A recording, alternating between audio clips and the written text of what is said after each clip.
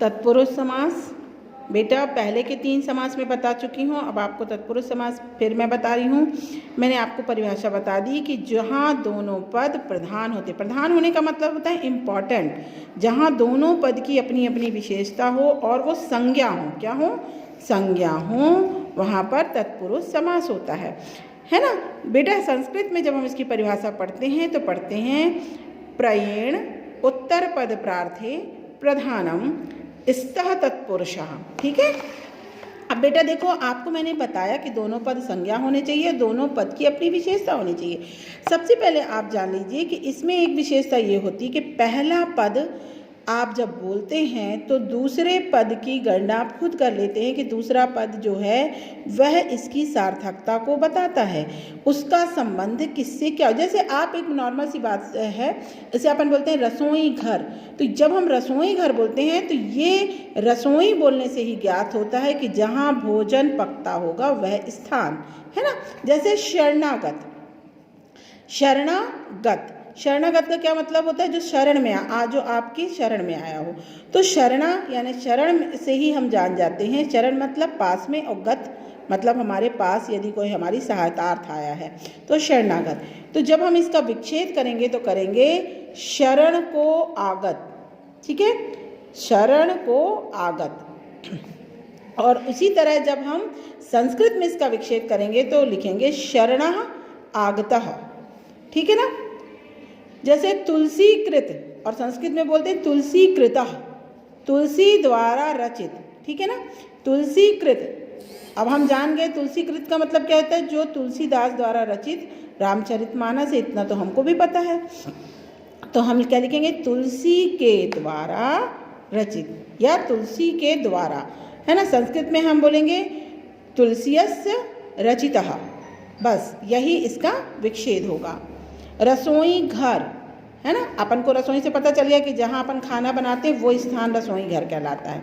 तो रसोई के लिए घर, जहाँ पर इस तरह के शब्द आए के लिए, के द्वारा, को, तो अपन को जान जाना चाहिए कि वो तत्पुरुष समास है।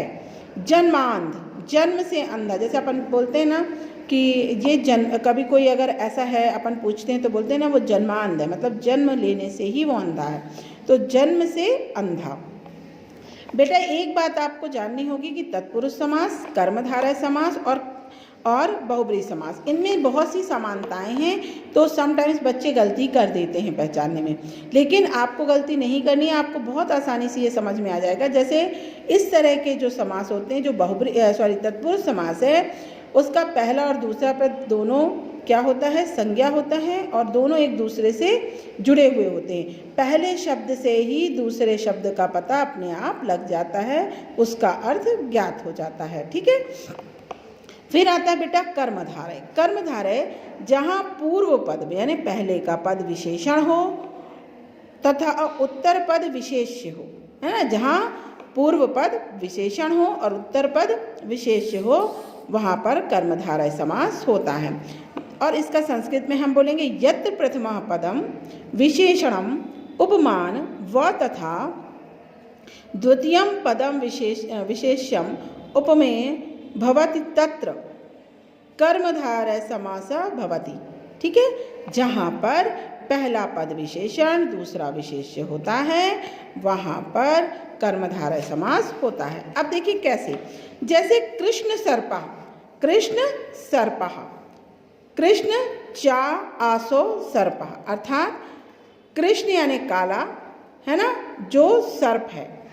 कृष्ण का अर्थ कृष्ण भगवान भी होता है ना।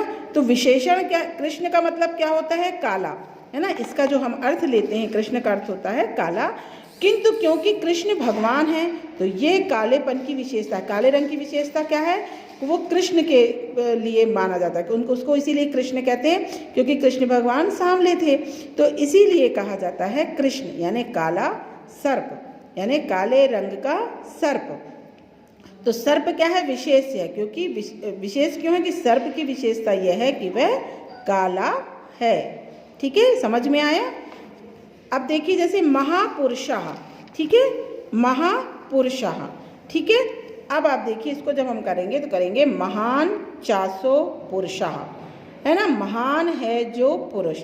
अब बेटा महान क्या है? विशेषता है ना। कोई व्यक्ति यदि श्रेष्ठ है, महान है, और जैसे अपन उदाहरण में समझे कि महात्मा गांधी, वो महान है, उन्होंने हमें आज़ादी दिलाई, है ना। तो महान क्या हो गई? विशेषता है। पुरुषः उसका विशेष है। पुरुष की तुलना क्या की जा रही है?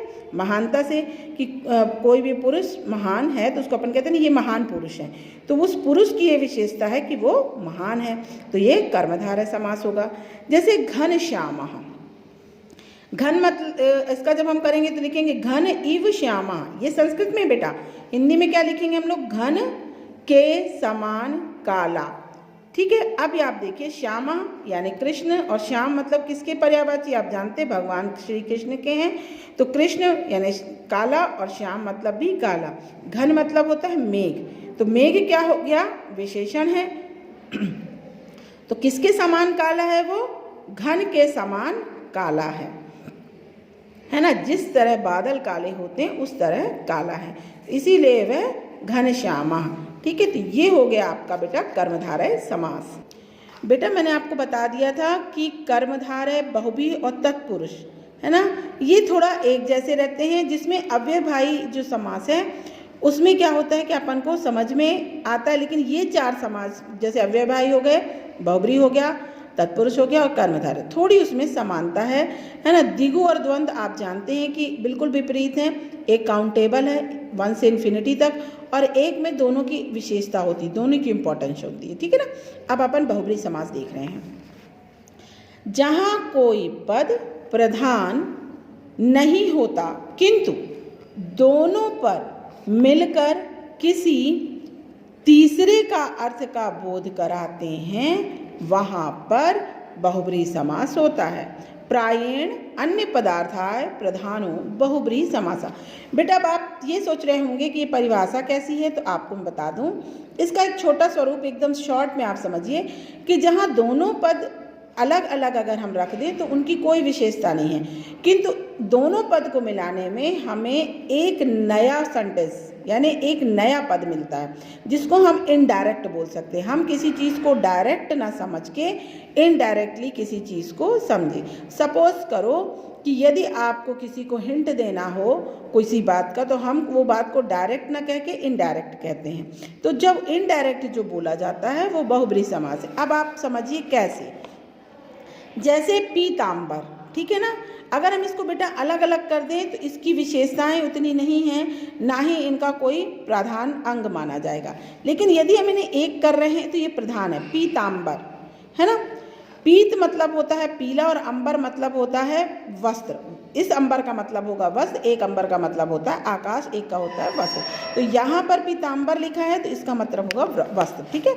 अब देखिए जैसे पीताम अंबरम यस्य सः, है ना, और हिंदी में अपन करेंगे पीला है अंबर जिसका, अंबर मतलब वस्त्र होता है। ठीक है।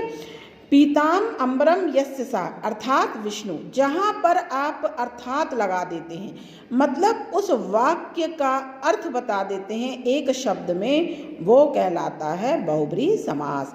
जैसे विष्णु, पीला कपड़ा कौन पहनते हैं? विष्णु भगवान। तो क्या बोलते हैं?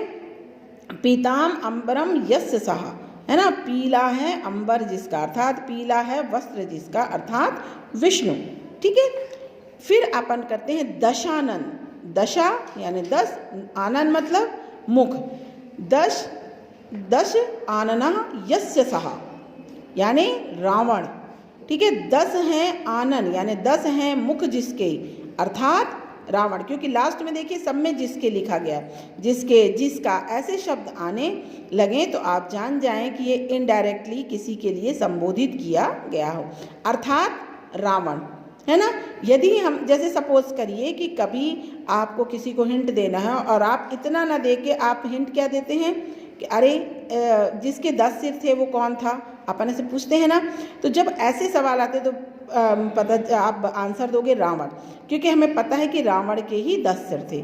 जैसे ये कंफर्म है कि पीला वस्त्र कौन पहनता है? विष्णु जी, कृष्ण जी, है ना। तो ये इस तरह से बहुव्रीहि समास होता है। जैसे देखिए चंद्रशेखरः, चंद्रशेखरा, चंद्रः शेखरे यस्य सः अर्थात शिव, चंद्र को धारण करने वाले जो चंद्रमा को अपने शीश पे धारण कर लें वो कौन कहलाते हैं? शिव। ठीक है, तो इसमें भी अपन को पता चला कि दो पद मिलके एक नया पद हमको दिए, दो पद मिले, चंद्र शेखरा, है ना, चंद्र और शेखरा मतलब शीश, है ना, और धारण करना तो कौन कर रहे हैं? तीसरा पद अपन को प्राप्त हुए शिव। जैसे आपको एक इसमें मैंने मेंशन नहीं किया फिर भी समझाने के लिए बता रहे हैं, जैसे लंबोदर, लंबा है उदर जिसका अर्थात गणेश, है ना। तो इस तरह से जहाँ पे अर्थात पे हम इस तरह से आपको तीसरा पद प्रदान करते हैं, तीसरे पद की ओर इंगित करते हैं, बताते हैं कि वह क्या होगा, तो वह कहलाता है बहुब्रीहि समास। अब बेटा एक बार मैं लास्ट में सारे समास आपको फिर से रिवाइज कर दे रही हूँ, इससे आपको सारे समास समझने में थोड़ी आसानी हो जाएगी, है ना।